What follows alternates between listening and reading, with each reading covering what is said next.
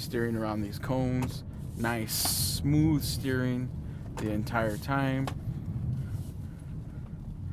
Now we're gonna do it backwards.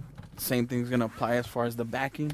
You're gonna look out using your back window, palm the steering wheel. You'll palm the 12 o'clock position of the steering wheel, and you'll be nice and smooth through the cones. You don't want to be jerky in a vehicle like this because of the high profile. You could cause it or tend it to want to roll over. So you're gonna be nice and smooth. Again, nice and smooth steering inputs.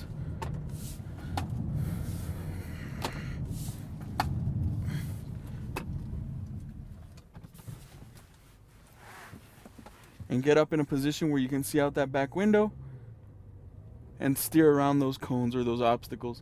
As soon as one of those obstacles disappears, you start your turning the other way, and you're nice and smooth.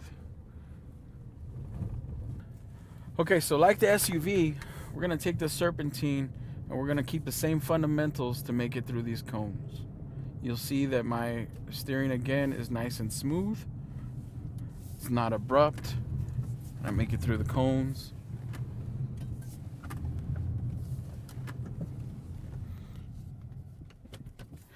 And the backing the same. Nice and smooth.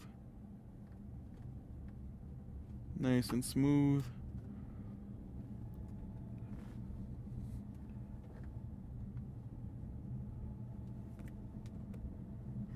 Nice and smooth.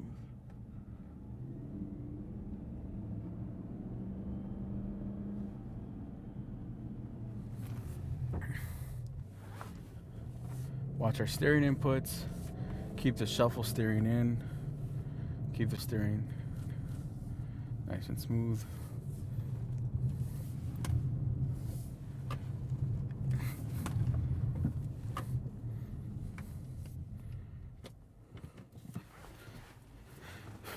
We'll back again, and you'll notice that I never use my mirrors.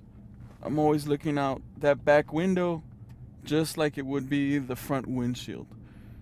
And that's the reason that you want to get up nice and high on your seat.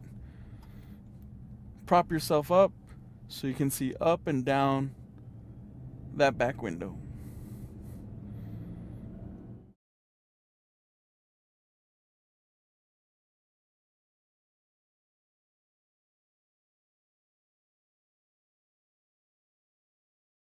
While this training is focusing on providing you with the tools you need to better handle the direct threats you may encounter on the road, recognize that situational awareness while driving will help ensure you are able to react to everyday driving situations such as road hazards and other drivers as well. So we've gone over a couple fundamentals of driving.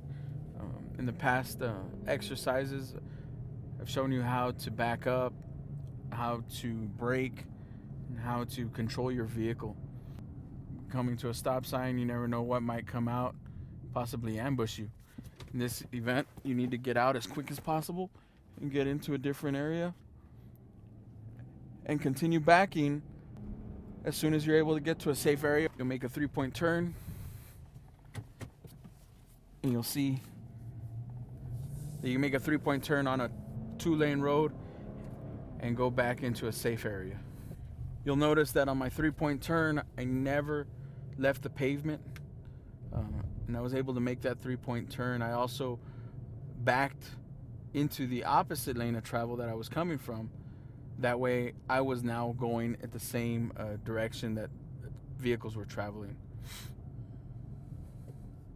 So we're talking about single vehicle roadblocks. If you have an option, what you want to do is you want to make sure you aim towards this rear axle, and you want to aim with your front headlight. You want to aim that front headlight right at that rear axle and approach at about 5 to 15 miles an hour. If you approach at 5 to 15 miles an hour and you power through, you'll prevent your airbags from deploying and your fuel being shut off. The last thing you would want is your fuel to be shut off 10 to 20 feet away with a hostile person next to you. This is a 2-vehicle roadblock, and what you want to do with your vehicle is you're going to want to aim towards these front axles of both of these vehicles. You want to go ahead and power through at about 5 to 15 miles an hour at a real low speed. And the reason is because the last thing you would want to do is activate your fuel cutoff switch or even your airbags. So we've talked about vehicle dynamics, and we've looked at how to manage your inputs to the vehicle. Now the following sequences will demonstrate how all of those come together to enable the driver to safely manage hostile situations on the road. Do all your braking before, and then once you're setting up, coming out, you accelerate out of the curve.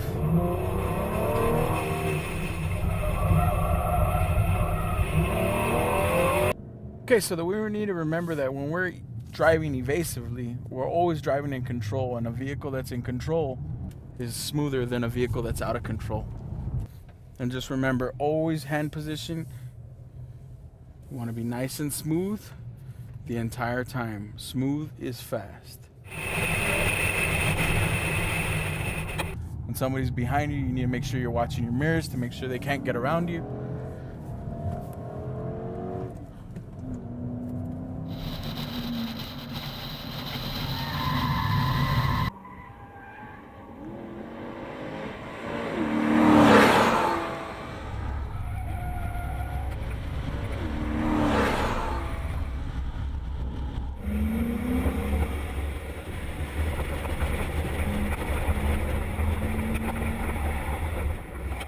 Simply look where you would like the vehicle to go.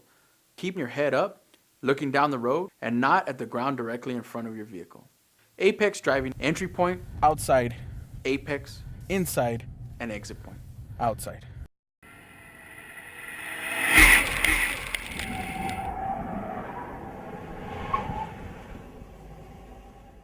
The one thing above all others I want you to take away from this section is that in order to successfully escape a situation, you must drive within your limits.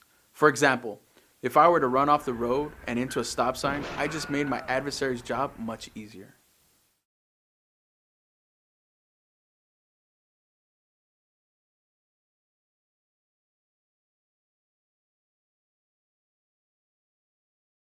So to sum it all up, evasive driving does not necessarily mean driving fast. Proper techniques, smooth inputs, and driving within your limits will help ensure you are able to respond to any threat you may encounter on the road. Additionally, staying vigilant will help you avoid situations that could potentially be dangerous or life-threatening.